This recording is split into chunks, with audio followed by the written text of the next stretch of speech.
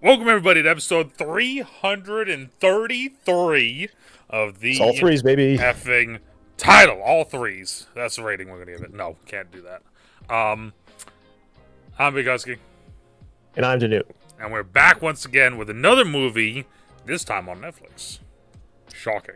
Shocking. Shocking. Not a Netflix movie, though. Not Netflix, Netflix movie, just picked it up very quickly. Yeah. I don't have an energy drink today, by the way. Ooh. I'm out of energy drinks. It's not. It's not because I'm trying to be healthier. Dear God, no. I just don't have any. I ran out, and my order doesn't show up until Wednesday. So I'm just kind of. Yeah, I bought a 6-pack of Adirondack orange soda that I didn't realize was Adirondack because it doesn't say Adirondack on it anymore. I've been meaning to have those in the store, but they cost too much. Honestly. These guys? Yeah. I haven't had one before. I got them at the dollar store. They were $1. Oh, see, the store over here, they're like $3. I was like, yeah. So I got some random stuff. I just went to the not Dollar General, Family Dollar, whatever one is actually like $1. Dollar General's like not actually a dollar store. I don't know. I always say Ocean State Big Jobs, and I've said that since I moved to America. That's what I've said because I just mixed the names. Yeah, no, Adirondack has changed their logo to ADK now. Do you have any of the Ocean State Big Jobs left over by you? There's one in St. J. I don't think we have any. I don't know if it's. I don't know what one it is, but I know there's one. Remember Store 24 or not Store 24? Building 19 or Store 19? Did you ever have any of those? All right. No, that one does not sound familiar. That's another one where I'm butchering the name, so it's definitely not that. Where's this one? That one is in Woodsville. This one is in St. J. Yep, there's one in St. J still. All right, there we go. This is podcast. Right. Bye, guys. That's it. Caught stealing. Caught stealing. DeNutte gave me 2 options to watch this week. He said one's a really serious film and one's a goofy film. And I was in a goofy mood, so I said let's watch the goofy one. I wouldn't say it's goofy, but it's not. It's not a. The other one's a heavy film, like a film. It is a film. It's like almost like a Frankenstein. It's a experience. It is a it is a cinematic. It's a drama. Yeah. So that's one of those ones where like we kind of have to lock in a little bit more than like this, for instance. Caught stealing. What did you think? What's your score? So eventually here I'm gonna have to go back through and just write down all of our scores that we've given stuff. You know what, I'm gonna do that right now. I'm gonna write down whatever we score this one because I hate the fact that we just score stuff and then I never know what. Then you like go back and you're like, what did we give it? You know what? I give it a 6. I'm gonna give it a 6. Okay. Rookie score 6. Mr. Rookie flat score? 6. No, I'm gonna join you. I'm gonna go 6 as well. I'm gonna go rookie 2. There were elements. There were a lot of things I liked, and there were a lot of things I didn't like about the movie. Agreed. It's good, sir. We both agree. Yeah. It's every now and then we need to talk about this. There's some films where we just drastically vary on what we think of it, and then there's other films where it's just full on, just 100% agree. It wasn't a bad film. It's not a bad film by any means. Like it wasn't. And see, that's the tough thing. Like the director, that was the other thing. Is like as soon as I saw who the director was, I was like, oh yeah, I'm glad I picked this one. Yeah, he's a big director. Yeah. Like. So the director is Darren Aronofsky. Probably has. I imagine he has an Oscar. So for everyone that doesn't know who Darren Aronofsky is, he is Pi, Requiem for a Dream, The Fountain, The Wrestler, A Black Swan, one of my all-time favorite films, funnily enough, Noah. Mother, The Whale, another one I want to see, and Caught Stealing. Oscar-winning movie. Yeah, The Whale I've heard is heartbreaking.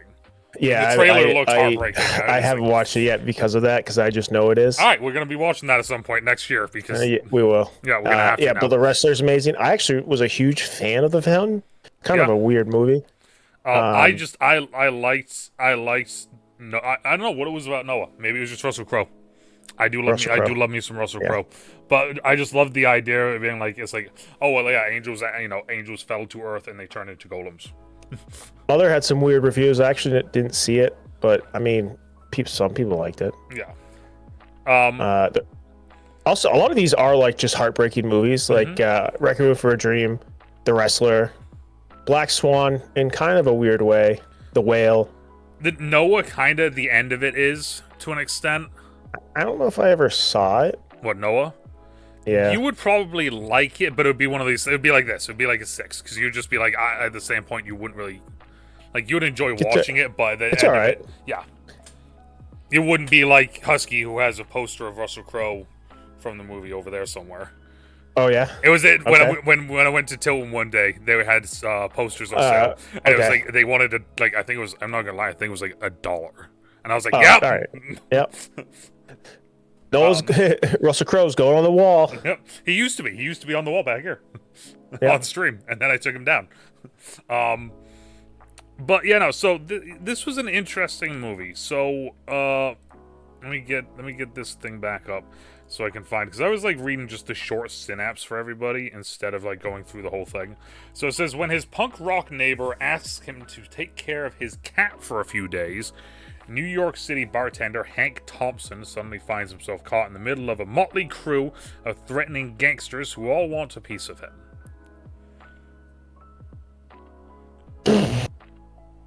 That's exactly that's how it kind of feels. Yeah. I will say this. Aronofsky, no Oscars, nominated for 4. Surprised he didn't get any for Whale or Wrestler. Honestly, Black Swan, nominated. Nominated. What was the other one? Then? Requiem for a Dream. That's wow. Those are the 4. Yeah. Anyways, so let's go cast first, because I want to go cast first. Fantastic cast. Cast was kind of crazy. That's one of the highlights of this movie is the cast. So I think, again, kind of how we talked about, like, not quite in the same way, but how like Alan Richardson in Playdate like made the movie. Like, yes. I feel like they used the entire cast very well. Yes. But I mean, it didn't. I think just at the end of the day, the writing was really. I think the writing is what made the movie not great. It was like there was something. It was shot well. The scenes went well. The direction went well. It just at the end of the day, it was the writing. Like the actual plot, dialogue was really good. Interactions were really good, but the plot itself was like. That's what killed me. The story itself. Yeah, there was elements of the story that I thought were really good and nice little callbacks every now and then. Yeah. But it was one of those things where it felt the story and the dialogue to a sense felt very confusing for themselves. Like you didn't know what it wanted to be at points. You know, kind of like one of the issues I had with Playdate, where there was certain moments where the characters felt like they were either too stiff or too comedic. Like there was no true dynamic, even though you could tell that like one was supposed to be the funny man and one wasn't, like that sort of thing. Kind of the same thing here. You had certain characters that like you could tell like they were supposed to be one way, but then like in one scene they would completely turn, and it was very wishy-washy. I didn't get that with this one. There was certain characters with this one. Okay. But cast: Austin Butler, Zoe Kravitz, Action Bronson. The bartender was in This Is Us for a little bit. Kind of a very serious show. Yeah, Matt Smith, Regina King, Lee Schreiber, Vincent D'Onofrio, Bad Bunny, who's I was like, he's not listed on the title. They have his real name on the title. That threw me off. I can never, and I always say this, is Defero Atai. Sorry if I butchered that, brother, but he's really been killing it. He's in one scene really, but like he's the friend that died in the car accident. Oh, okay. He's been like really. Hollywood's picking him up, and I love it because he's doing a great job. I was gonna say, there's a picture here from him at the Emmys with a red hand mark on his face. Yes, I remember seeing that. I just smudged my glasses. Smudge. Yeah, but he's been in a lot of stuff. I was like, oh, I saw him, and I was like, oh, cool, he's gonna be a main character. And then I was like, oh, never mind. One of the ones that's interesting is it says Tenek, and I'm gonna butcher this as well. Sorry, Tenek. Huerta as the Tulum bartender. That's Namor from Black Panther. I don't remember seeing him, but he's in it. Yeah. So either they did a fantastic job with, or they just put him on it here by accident. Maybe. Because that's happened before. We've watched stuff and. Keep going. No, I'm just thinking we've seen stuff and like. Well, you know what? They did go. It's as a bartender, so I'm assuming it's going to be like I'm a assuming quick it was like shot. I think maybe it was just like he walked past someone. That's what I'm wondering if it was like one of the times when Austin Butler was in and like getting the drinks and not being the bartender himself, like that sort of thing. Because those scenes are so fast. Yeah. There was a scene where he was like, "Barkeep beer," and that could have been him, where the guy told him to F off.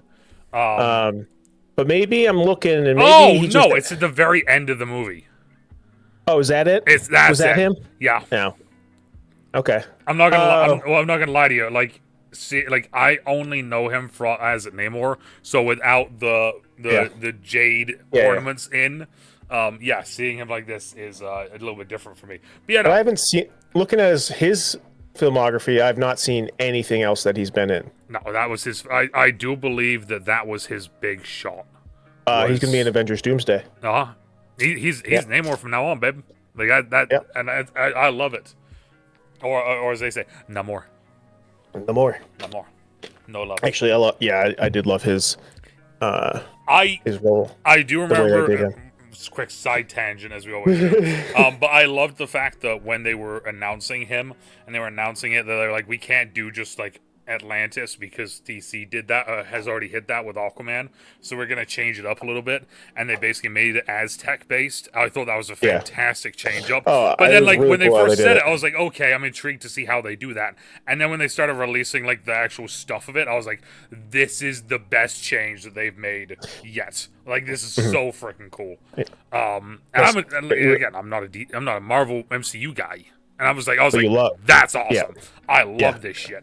I think he was the best part about Black Panther 2. Yes, honestly, and the reveal at the end. But anyways, caught stealing. Caught stealing. Back to caught stealing. Fantastic cast, and like you said, I appreciate the fact that like they gave everybody time to shine in this cast. And there's people obviously that we didn't list, right? Like there's the two Russians or Ukrainians. Yeah. Who like actually the short bald Ukrainian might have been my favorite character in the movie.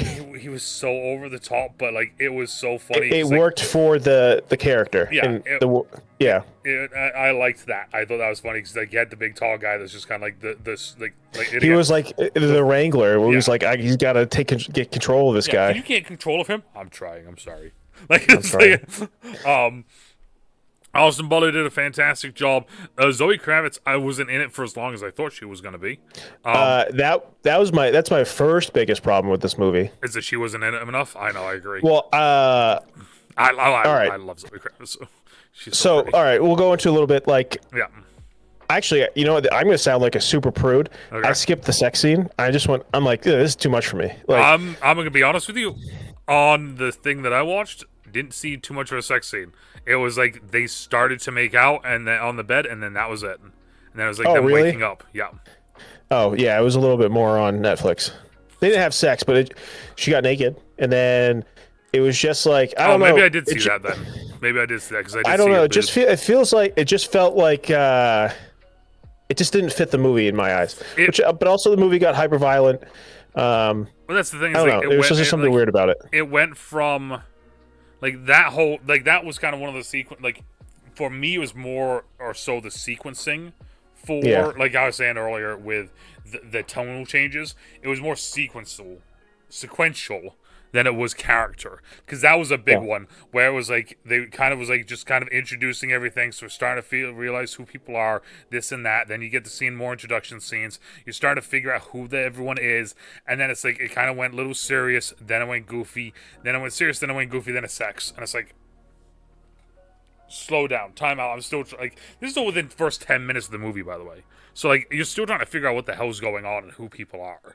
And now it's like, I will say I did like the fact that they were like racing to see who could get undressed faster. I thought that was funny. And then also she's just standing there just looking gorgeous. Yep. Kat's like, who is that? I'm like, that's Lenny Kravitz's daughter. And she was like, oh. Also, I was like, that's Catwoman. That's Catwoman. Also, Austin Butler, fantastic looking in this movie, by the way. Oh, yeah. Like, this thing is like, I know who he is. I can't put like a specific movie to name with him other than Dune. Where he's like, you know, but like he's just been in so much. I just looked. The Bike Riders is the one that I know that is a one. Oh, he's Elvis as well. Once Upon a Time in Hollywood. Shit, his Jesus. Yeah, no, he's been in some real. So he was in heavy hitters. Recently. He was in Yoga Hosers. Shout out Kevin Smith. Yoga Hoosers. Yeah, I don't know. Bike Riders is really good. Elvis was not good, but he was good in it. Okay, fair. Oh my God. Masters of the Air is really good. He was in Drake and Josh. Well, he was. Oh, he was a Disney kid. Yeah, he was like. Well, yeah, Ned's Declassified School Survival Guide, Unfabulous, Drake and Josh, Zoe Hannah 101. Montana, Zoe, iCarly. Like, wow. And then we get to CSI Miami. Wait, he was in Arrow? Chase. 2014, 2015. So that's when is that early Arrow? That's season 3. Oh, that's why season 3 is a shit show. Yeah, that was Writer Strike season. We don't talk about. But he's had quite the run. I mean, he was just in Eddington, the Ari Aster movie. But yeah, so Austin Butler is great. I want to point out one thing. This movie takes place in 1998 in New York City, and like, look, the wardrobe and everything. And the only thing that would make you think it's that 1998 is this payphones and the cell phones. Yes. But otherwise, like, I know like clothing has ebbs and flows, but like, no one was dressed like the time period except for maybe Matt Smith. Yeah. And and that's the thing is like, except for Matt Smith, but then I'm pretty sure like if I like, because like, let me go like, I'm just going to do some bullshit. English punk rock 2020. I'm just going to go 3. Just so that I have it, right? Boom. I mean, no, they're dressed more in like workwear now. I mean, yeah. I mean, like the one that I'm seeing that is the same is literally says Korean punk rock. And they look like that. So, like, that's the only thing I would say. But no, you're now I would say, like, if you look at, like, Idols now, Idols, they're, like, very, like... Idols, which arguably is a punk band, but is more like, this guy's dressed like Salt Lake City punk, like, if you ever saw that. Like, Daddy, Shaggy, and Salt Lake City punk. Yeah. I mean, and it's, like, but, no, you're right, though. Like, that, other than him, and, like, the payphones and cell phones... I actually sat the cat. I'm like, what year do you think this takes place? And she's like, now. And I was like, 1998. Yeah, well, that's the thing. Is like they show it right at the very beginning. They show it right at the very beginning, and then it's just like, okay. And then like that's it. To me, most of the time, if a film's gonna do that, it at least has some sort of. I actually thought there were too many cell phones in this movie. I mean, true. For 1998. But normally, like, whenever they do, and like, I could be wrong with this, but like, in your experience as well, like, when they do like a big, like, this is the year, it's a massive, like, focal point of the thing. Other than the baseball aspect of it, which is like, I think baseball that would be. Which even then, I'm not familiar with the San Francisco Giants in 1998, but I'm assuming all I know is I saw Barry Bonds. The games that were. Barry Bonds. Yeah, assuming that's like what was going on. Yeah. So, I don't know. Yeah, so basically Matt Smith, his neighbor, His dad has a stroke. He's like, I got to go to London. You got to watch my cat. And this kind of shows even more. This is like more of a developmental scene for Austin Butler to show. He's just a good guy. He's nice to his crappy neighbor. He's nice to he's like tries to be polite to the neighbors that he's annoying. He's like clearly just like a nice guy, established. He's from like a small town in California. He loves his mom. That's hits you on the head the whole movie. He loves his mom, which is nice. Who is another famous actress, and I'm drawing a blank on her name. I'm not even seeing her on the. I was gonna say I didn't. All I remember is hearing her voice like a couple times, and that's it. Oh, they show her face at the end. Oh, did they? Oh, okay, I didn't see that. Then. And it was the female lead in the original Jurassic Park, which I am. Oh, that bitch. That sounds really bad. I didn't mean it to. Laura Dern. His mom's Laura Dern. So, who's been in everything as well. But so loves his mom, has this relationship with Zoe Kravitz that they can't quite delve into it. Like, he clearly has some trauma. He wakes up from a nightmare, and which we come to find out he was going to be up for the MLB draft as a high school player. Like, he was like that good of a high school player for baseball, and then tragic drunk driving accident where he completely destroys his leg and kills his best friend. Yep, so that completely destroys everything. Yeah. So then he runs and escapes to New York to start a life in New York. And his life in New York, I'll be honest, his life in New York, I mean, just from an outsider's perspective, he's on and off fucking Zoe Kravitz, and he's a bartender. Yeah. Doesn't seem that bad right now. And he has a New York apartment where he lives by himself. Yeah. So, I mean, like, and it's just filled with alcohol. Just gonna throw it out there. The whole, like, alcoholism, like, throughout the whole movie was interesting. How it was portrayed that he was an alcoholic. It was, I thought they did a decent job with it. To an extent, because, like, they showed, like, at the beginning, like, he's having a drink or two. Then it's like, okay, now he's at home and he's having a drink or two. And you don't really pay any attention to it. The first one you really see is like when he wakes up from the thing in the morning, she's there, and then he starts drinking the beer, and she like looks at the beer, but like doesn't make a face, but she's like looking at the beer. Yeah, she kind of like is like, oh, here we go, like that sort of thing. Yeah. For me, it was when he opens up one of the cabinets and is just like he opens up like the wardrobe that has like his clothes in it, and there's just like 4 bottles just stacked on like. Yeah. Which, by the way, having just a full bottle of Beefeater like that, just chilling, it's like, dude, no shot. No shot. No. I did laugh when they got back from the hospital and she opens the fridge. She's like, just in case I want to entertain, it's just nothing but beer. Yeah, right. Yeah, so he it starts off with those two. We get the nice little scene with them, and then he shows up at his apartment. He's about to go in, and like DeNutte was saying, Matt Smith's like, no, I gotta go see your dad. Dad's dying. Gotta go see Dad. Here's my cat. And then he just leaves. Yep. And then it's like a day or two later, maybe? Like a day later, the next day? Yeah. Like, something is just people... He goes to the bar, has a fight with the girlfriend. Girlfriend goes home. He wakes up and goes outside. And the 2 Russians are trying to break into the apartment. And he's like, hey, man, like, don't do that. And he's like, where's your friend? He's like, I don't know. He's not here. Don't break in. And then they beat him up. Yeah. And then he looks down, and he's like in a pool of blood and pee, and he goes, that's not good, and passes. Yeah, that scene made me a little not queasy, but kind of like the like when you see like a bad football injury and you kind of like your hand suddenly goes to that spot, like a knee injury and your hand goes to your knee. Kind of did the same thing where I was like, ooh, you know, like he wakes up in the hospital. He got the shit kicked out of him. His girl's there. Hey, so we can't do this, we can't do that, you can't do this, you can't do that. All these things he's just saying, like, yeah, of course I do crack, and like, you know, like, of course I do drugs, and obviously he's not, just full sarcasm at this point. Yeah. And then she's like, oh, so you can't drink, like, ever again. I looked that up. I'm like, if you have one kidney, you can drink. You just can't be drinking all the time. You just can't be, you know, an alcoholic. Yeah.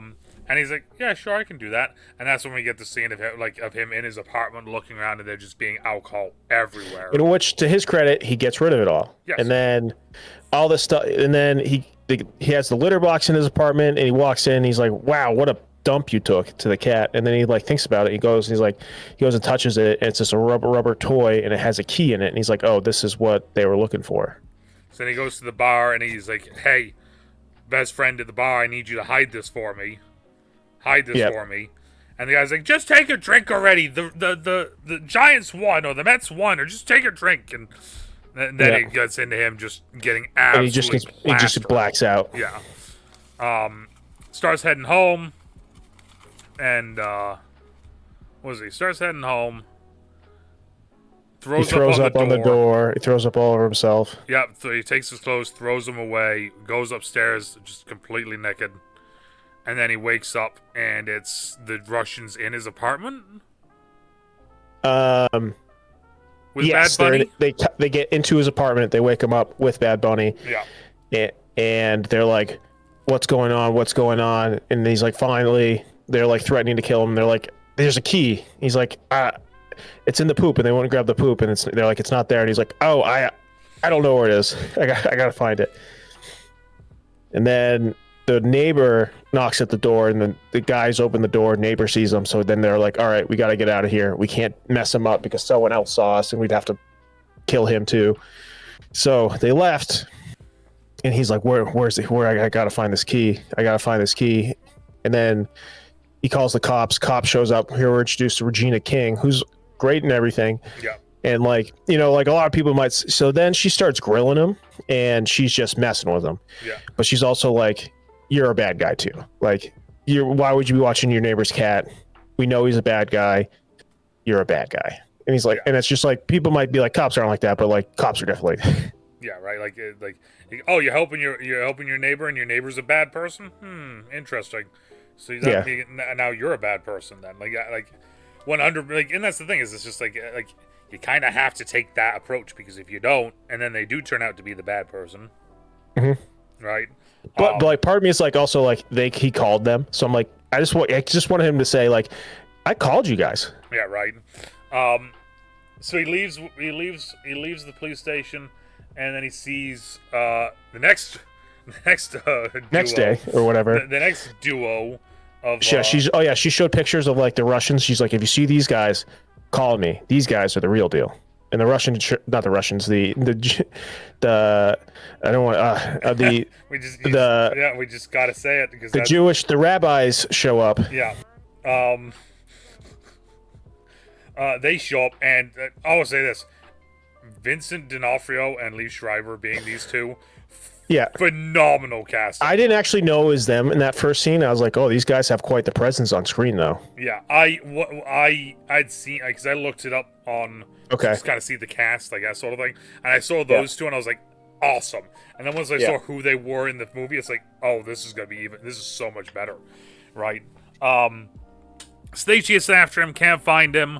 And then he gets a phone call from Bad Bunny, kind of being like, hey, you better watch out, or else your girlfriend's gonna get it, like that sort of thing. He called them. He called him. Oh yeah, he called that. So be like, I have your key, I'll give you your key, and it's like, okay, well if you don't, then something bad's gonna happen to your girlfriend, or like that sort of thing. So he runs to go find out, like, is his girlfriend okay? Shows up, and the cat is limping around. Which, by the way, every time the cat was on the screen, loved the cat. Every time the cat was limping, he had already brought the cat, because the cat was limping from when the Russians and Bad Bunny came. Yes. So he brought the cat there, and then he left, and then called Bad Bunny, and then he went back to the apartment, and she was dead. Yeah. She had a gunshot to her head.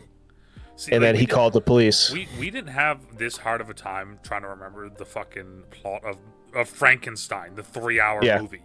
And this was an hour and a half. It was all jumping around. Yeah. And then he's back at the police station, and she's like, you killed her. And he's like, I called you again. Yeah. It's like, I called you. And then we find out the first big swerve of the movie. Bad Bunny and the Russians show up because Regina called them, and they're working together. Nope, that's later on. That's not even then. Yeah, nope, that's later on. Because then they're messing around more, and then eventually Matt Smith comes back. Yeah. And then he finds out, well, actually the Russians chase him, and that's what this is actually. So he went to the girl's apartment, the Russians chase him, then he calls Bad Bunny, and then he finds the girlfriend dead, and he goes back to the apartment, and then Matt Smith gets there, and he hits him in the face with a bat. Yep. And it was like, what are you doing? Like, he's like, why you hit me with a bat? He's like, you fucked me. She's dead. And he's like, oh.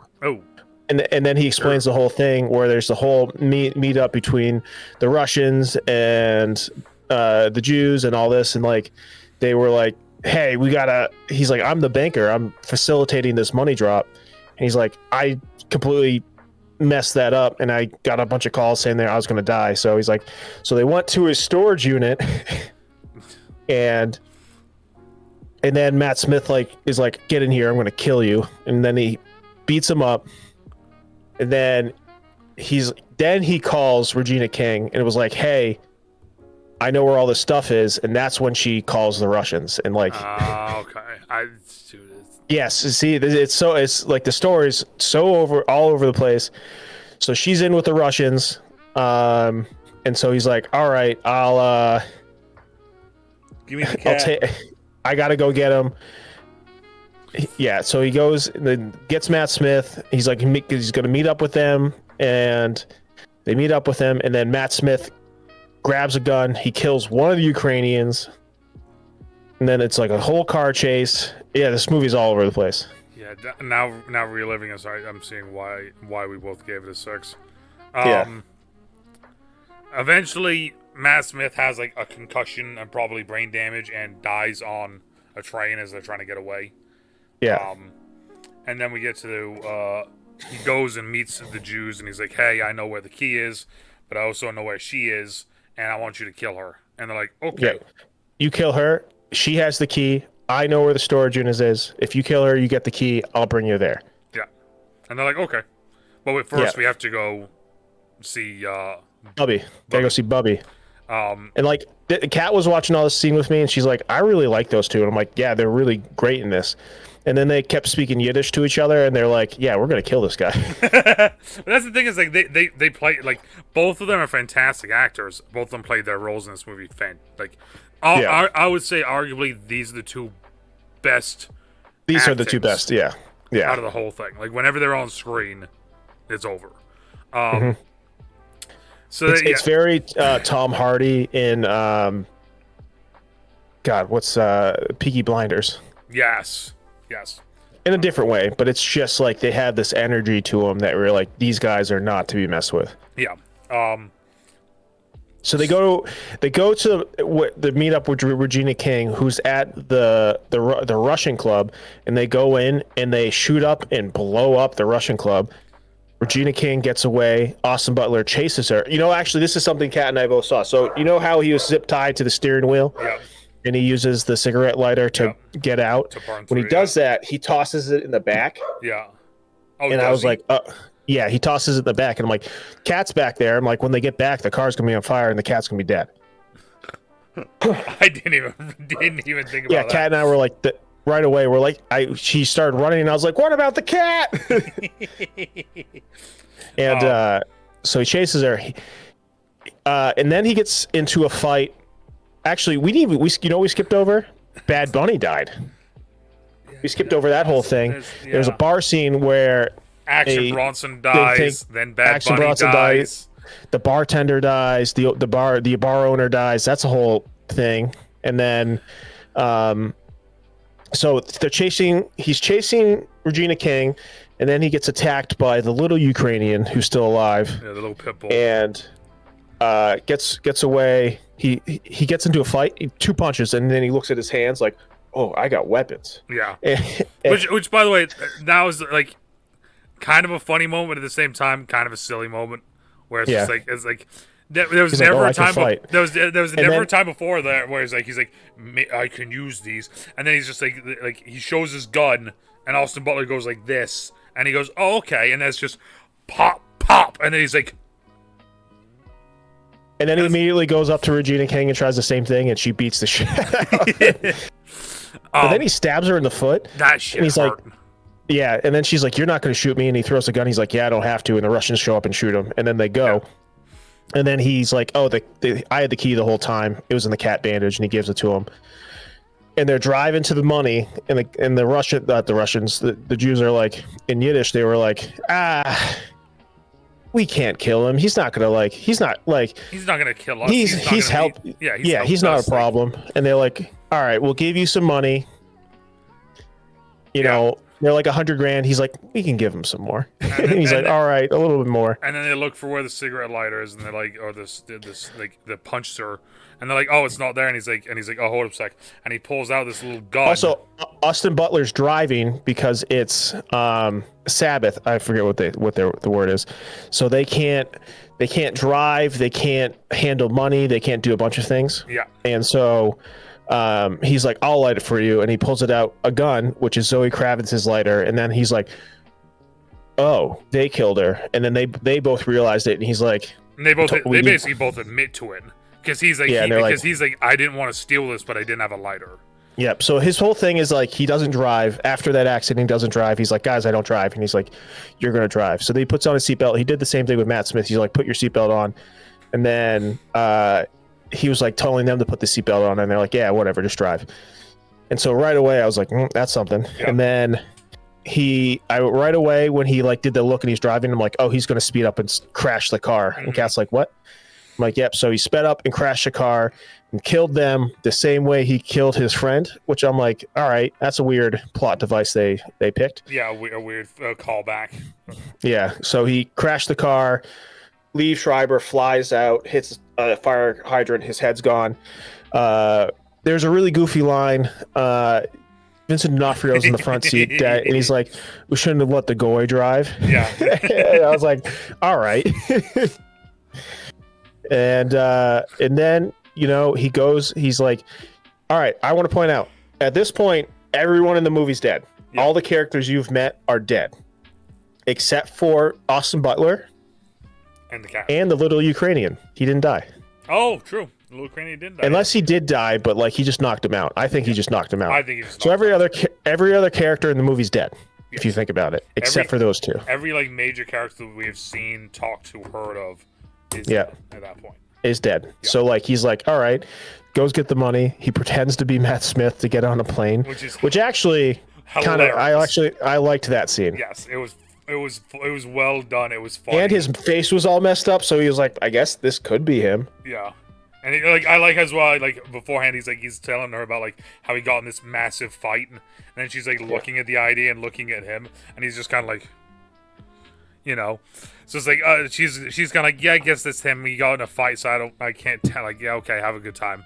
And then then he's on. Then he goes to Mexico. Yeah. And he meets him more, you know. And I, you know what I don't like. All right, so this is my big gripe from the film. So one thing is like they put the Giants. It's like this kind of weird thing where like the cable's not working. So he's like, the OS is the only thing we can watch, and it just happens to be the Giants game. It's like perfect thing, and he's like, yeah, turn it off. Yeah. I'm like, bro, like you could have just watched it. And then he's still not drinking, which is good. But then it cuts to the end. I think you missed this. He sent his mom all the money. So I saw that. I must have just missed the like, because I'm not gonna lie to you, I was looking at my phone and some other stuff during different points. Like, so she got all the money, and this is where I'm like, all right. At the end of the movie, Austin Butler's a piece of shit. All right, he runs from the problems. He doesn't try to fix it. He just runs. His girlfriend dies, his friend dies, the bartender dies, Action Bronson dies, all these people die. His best friend is dead. And what does he do? He just sends money to his mom. He doesn't send money to all these people that he affected. He ruined the lives of all these people. He could have sent money to Zoe Kravitz's family. He could have sent money to Matt Smith's family, who just lost a son and a dad. Yeah. He could have sent money to his friend's family. Like, he just like, nope, money to my mom. Like the one good person in the movie now has like blood money on her hands. Like, and that like is because like the only positive that comes out of him the entire movie is the cat. Because at first he's like, I don't want the cat. I don't want to deal with the cat. Get the cat away from me, like that sort of thing.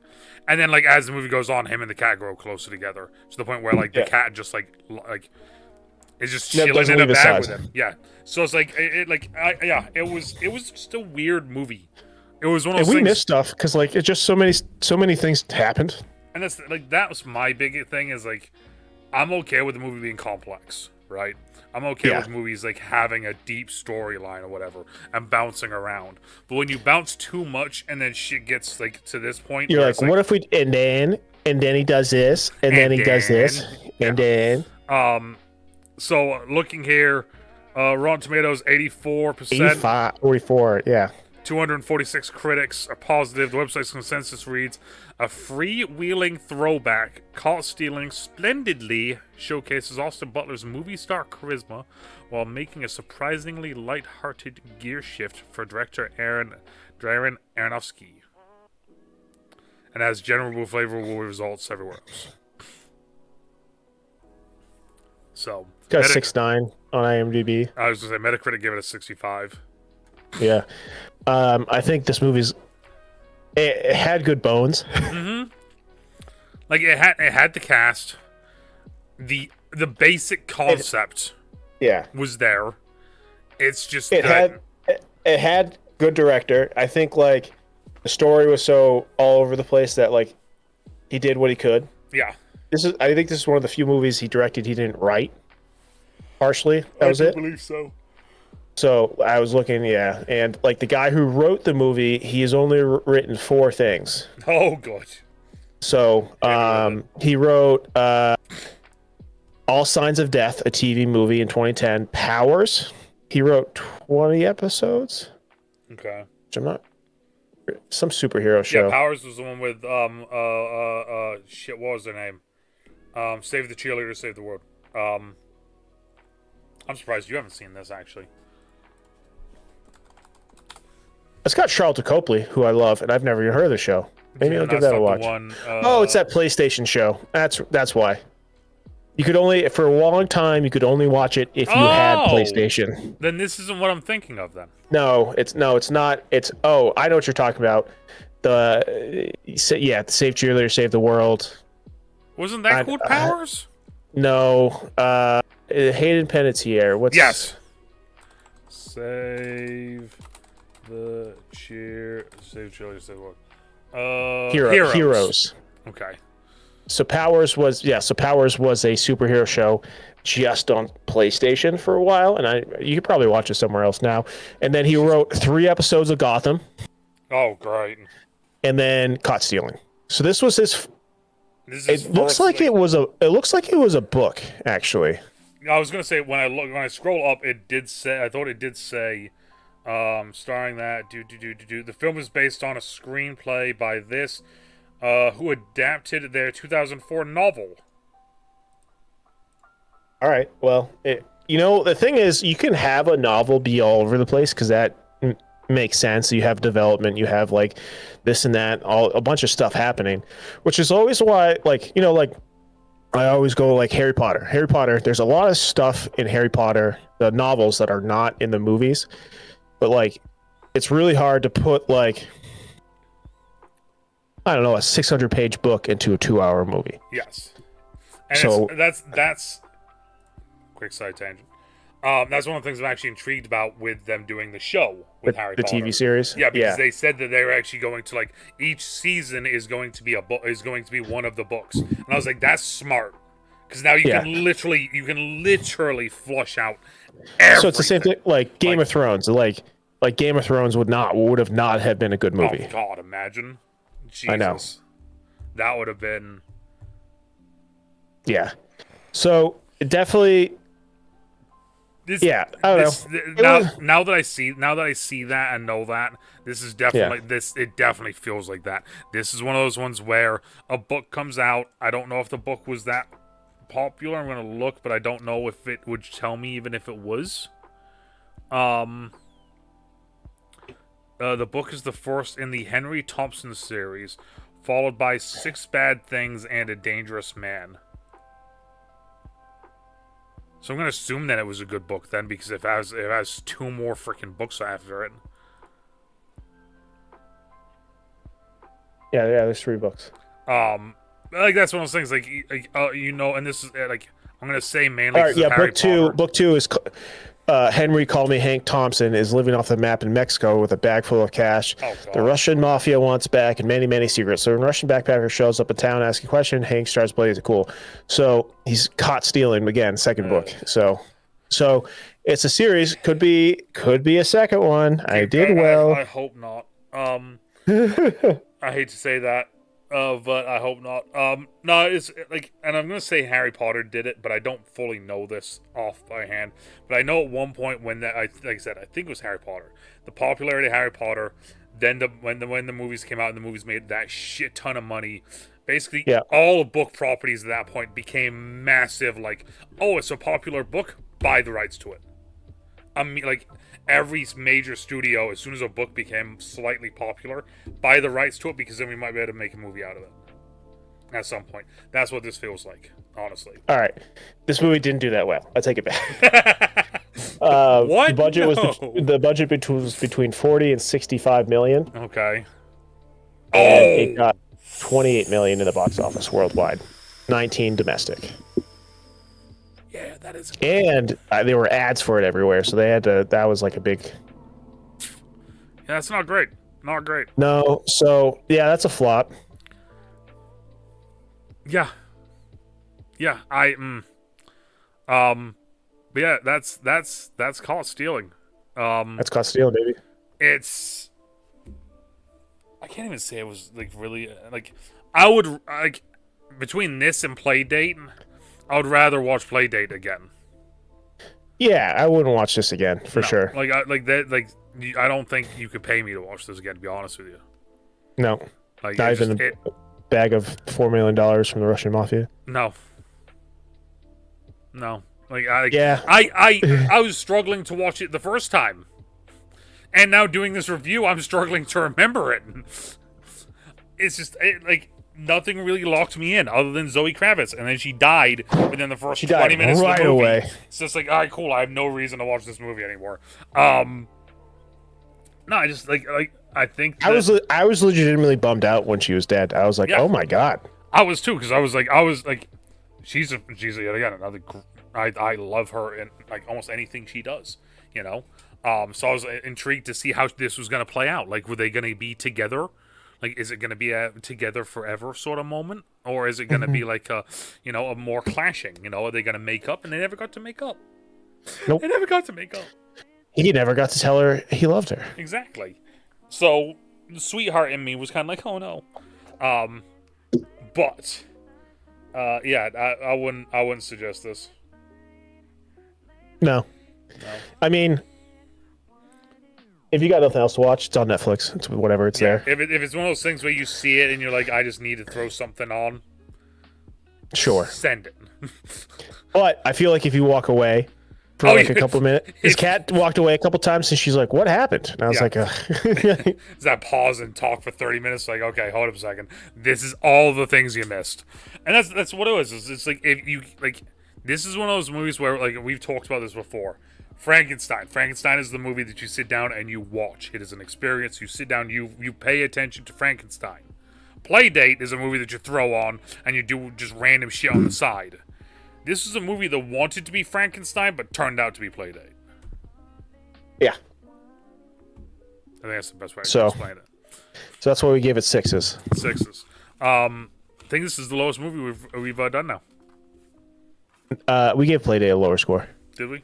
I wasn't sure if we I think we were in the 4s. See, that's why I got to write these down now, because we're getting to a point now where we've done enough of these that I need to have the scores down so I can look at them so I can be like, huh. Yeah, I think we gave it 4s, but that's the funny thing about movies. You know, they are subjective in a sense. Like, sure that we said that movie's score-wise not as good, but we do like that movie more. Yeah, I mean, hell, Velocipaster got a better rating than this. Yeah. So, next week. Actually, final things for this movie, DeNutte, before we move on. I'm shocked how high it has on Rotten Tomatoes, honestly. I 84? Am too. That's kind of crazy. And then Popcorn Meter is 83, so like the critics and audience like both think the same of the movie. Maybe we're wrong? No. Maybe we're wrong. I don't know. I don't know. You guys got to let us know. I don't think so. Next week is my pick. And I have 4 movies I'm going to tell DeNutte about after we get done recording here. You guys don't even get to find out. What I will say is this, though, is that I am on theme with Christmas. That's what I'm going to tell you right now. We are on the Christmas theme right now. Okay. So, all right. That's where we're at. So Jack Frost. No, dear God, no. Let me see. Let me do this. I'll do this real quick. Okay, so we have Christmas musical comedy, Christmas slasher, Christmas black comedy slasher, Christmas Australian horror holiday. Okay. There's the what we could be doing. It's one of the 4. You guys will find out next week. Final things, DeNutte. Don't get caught watching this movie. There we go. I'm just kidding. It's fine. Let us know what you guys thought of the movie down in the comments down below. Are we right? Are we wrong? What movies do you guys want us to watch? And then talk about. Because we basically do anything these days, let's be honest here. Yep. I will say that, though. I will tell the guys this. We won't do anything, because I did remove a movie from the list after I watched the trailer for it. It was that bad. It was that bad. I was like, it was worse than Velocipaster. All right. So I was like, nope. Let's bring this back. So, thank you all so much for hanging out today. We appreciate it, as always. And depending on where you are, morning, after, even night, stay out, trouble, stay safe. And we talk to y'all later. Okay, bye.